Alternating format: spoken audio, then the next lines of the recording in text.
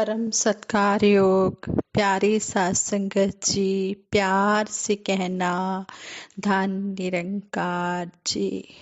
संपूर्ण अवतार बानी में शहंशाह बाबा अवतार सिंह जी महाराज फरमाते हैं, वृक्ष अपना फल स्वयं नहीं खाता, होता है संसार के लिए। नदी अपना जल स्वयं नहीं पीती, होती है परोपकार के लिए। लाखों प्रेमी दुख सहते हैं एक प्रीतम के प्यार के लिए। इसी तरह संत महात्मा जग में आते हैं सिर्फ परोपकार के लिए। वो दूसरों का भला ही करते चले जाते हैं। तो इस शब्द द्वारा हमें यही समझाया जा रहा है, जिस प्रकार पेड़ अपना फल स्वयं नहीं खाते, दूसरों के लिए वो होते हैं, और नदी अपना पानी स्वयं नहीं पीती, वो दूसरों की प्यास बुझाने के लिए बहती है। और लाखों जो प्रेमी होते हैं, प्रेम करने वाले होते हैं, वो एक प्रीतम के प्यार को पाने के लिए सब कुछ सहते हैं। इसी तरह कहते हैं कि जो संत महात्मा होते हैं, वो दूसरों का उपकार, दूसरों का भला करने के लिए अपना जीवन कुर्बान कर देते हैं, दूसरों के लिए वो जीते हैं। जैसे कहते हैं, अपना जीना भी कोई क्या जीना कहलाता है, जीना वही जीना होता है जो दूसरों के काम आता है। इसी तरह क्वेश्चन और आंसर किए गए हैं कि लाखों लोग संत समागम में क्यों आते हैं। क्वेश्चन किया है कि सत्संग में जाने वाले संत महात्मा अक्सर लोगों को सत्संग संत समागम में आने के लिए क्यों कहते रहते हैं। तो इसका आंसर दिया गया है कि संत महात्मा बहुत ही परोपकारी होते हैं, दूसरों का भला करते हैं। सतगुरु की कृपा से इन्हें जो ज्ञान और आनंद मिला होता है, उसे ये अपने तक ही सीमित नहीं रखते, बल्कि गली गली मोहल्ले मोहल्ले में जाकर इसे बांटते हैं। महापुरुषों के दिलों में ऊंच नीच की कोई भावना नहीं होती। ये जाति वर्ण का भेद नहीं मानते। इनकी नज़र में अमीर गरीब छोटा बड़ा कोई नहीं होता, सभी बराबर होते हैं। ये सभी से एक जैसा प्यार करते हैं। इनका हमेशा यही ध्यान होता है कि ब्रह्म ज्ञान पाकर जो सुख हमें मिला है वह औरों को भी मिले, ताकि सभी इसका लाभ उठा पाए। इसलिए ये संत महात्मा हर स्थान पर जा जाकर इस सच्चाई का प्रचार करते हैं। ये ज्ञान का आनंद सभी तक पहुंचाने की पूरी कोशिश करते हैं।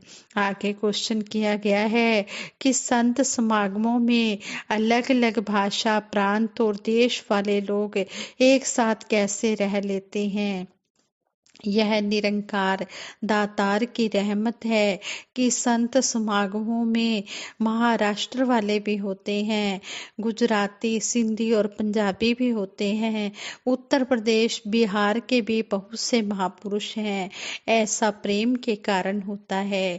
मिशन का प्रचार भाषा से नहीं, प्यार से बढ़ता है, मिलवर्तन से बढ़ता है, भाईचारे से बढ़ता है। ज्ञान के प्रचार प्रसार के लिए प्रेम की भाषा की जरूरत होती है। प्रेम की भाषा मन की भाषा है। यह न तमिल है, न सिंधी है, न हिंदी है। प्रेम की इस भाषा को सभी समझ लेते हैं। संत समागमों में सतगुरु के सानिध्य में जो प्रेम मिलता है, उसके पॉजिटिव इम्प्रेशन के कारण ही अलग अलग देशों विदेशों से आए हजारों लाखों लोग एक साथ प्यार से रहते हैं। आज के समय में ऐसे प्यार की बहुत ज़्यादा ज़रूरत है। सतगुरु बाबा हरदेव सिंह जी महाराज संपूर्ण हरदेव वाणी के इस शब्द द्वारा भी हमें समझाते हैं, संतों ने बदलना है ये नक्शा कुल संसार का, नफरत की गहरी खाई पर पुल है बनाना प्यार का, कि संत महात्मा ही ये काम कर सकते हैं।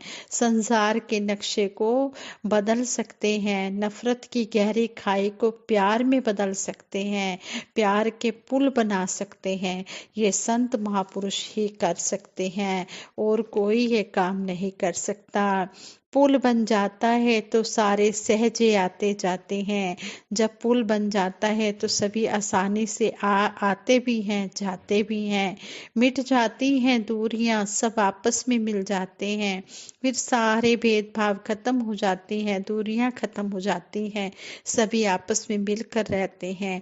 फिर समझ आ जाती है कि हम सब एक ही परमपिता परमात्मा की संतान है।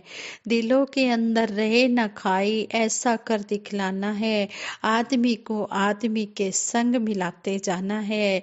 रंग वेश बोली और भाषा, नस्लों की दीवार कहीं, मजहबों मिल्लत जाति पाति, मुल्कों की दीवार कहीं। दीवारों के रहते जग में हर सू हाहाकार है। हो गए धरती के टुकड़े, बिखर गया संसार है। गुरु ज्ञान से वैर मिटेगा, बरसेगा बस प्यार ही प्यार।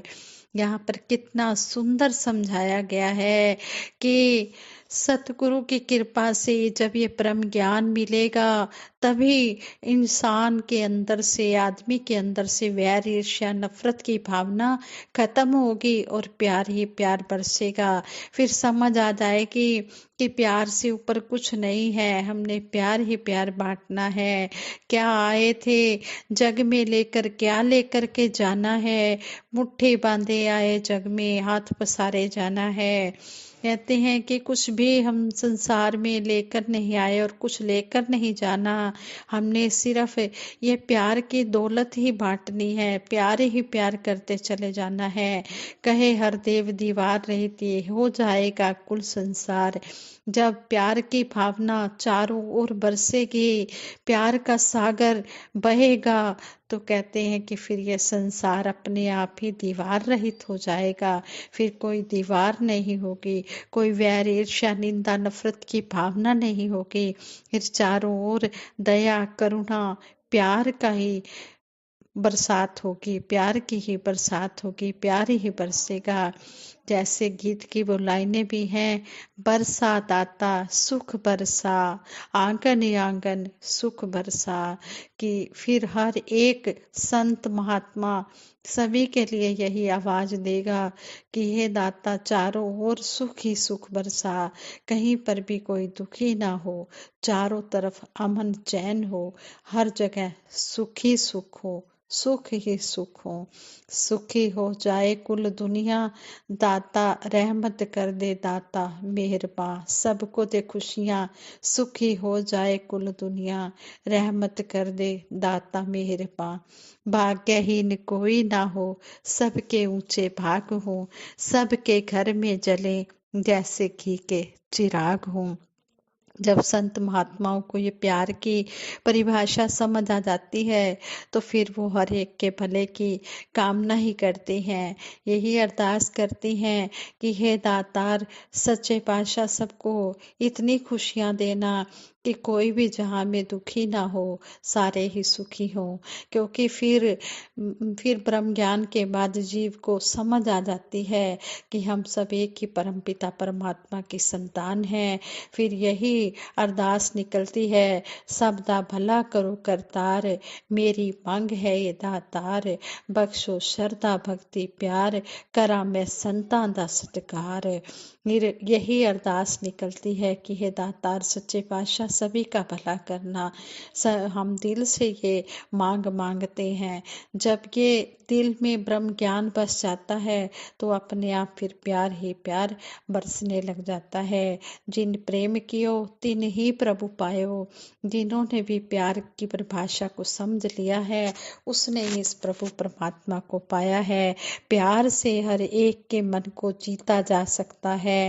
वैर ईर्ष्या निंदा नफरत से इंसान इंसान से दूर होता चला जाता है। सतगुरु माता सुदीक्षा जी महाराज भी आज वक़्त के सतगुरु हमें यही समझा रहे हैं।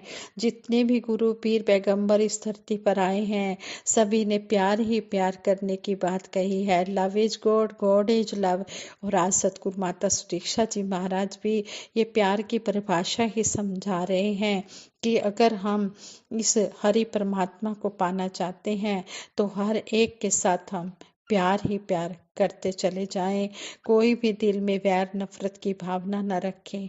जब दिल में वैर नफरत की भावना नहीं होगी, चारों ओर प्यार ही प्यार होगा, तो इस सतगुरु निरंकार तो खुश होगा ही, इस धरती पर भी स्वर्ग बन जाएगा। साथ संगत जी, ये प्यार के ऊपर आधारित विचार थे। और अब हमारा 76वां वार्षिक निरंकारी संसमागम बहुत ही नजदीक आ गया है, तो यहाँ पर भी यही देखने को मिलेगा। देशों विदेशों से आएंगे सारे सतगुरु के दर्शन करने के लिए, साथ संगत के दर्शन करने के लिए। तो हमने भी इन संतों महापुरुषों की चरण धूलि को लेना है, इनके वचनों को भी श्रवण करना है और इनसे इनके दर्शन करके अपने मन को ठंडक देनी है। गुरु दर्शन दा फल है ਵੱਡਾ ਮਨ ਨੂੰ ਪਾਕ ਬਣਾਉਂਦਾ ਏ। गुरु चरना दी तूड़ी पाके मन मैला धुल जाता है। गुरु के दर्शनों से ये मैला मन पवित्र हो जाता है और गुरु के दर्शन जिसको भी मिलते हैं वो बहुत ही भाग्यशाली होते हैं। इसलिए हम सभी ने संत समागम में जाने की पूरी तैयारियां करनी है। जो हमारा 76वां वार्षिक निरंकारी संत समागम हमारी अपनी आध्यात्मिक स्थल समालखा की धरती पर होने जा रहा है, जो 28, 29, 30 अक्टूबर को हो रहा है और 31 अक्टूबर को गुरु वंदना होगी और 1 नवंबर को सामूहिक शादियां भी होंगी सतगुरु माता जी निरंकारी राजपिता जी की हजूरी में। तो हम सभी ने इन पलों का आनंद लेना है और सतगुरु के आशीर्वादों के भागीदार बनना है। इस तरह हमने सतगुरु की रहमतों को लेकर अपने घर आना है और सभी ने इस संत समागम का हिस्सा बनना है।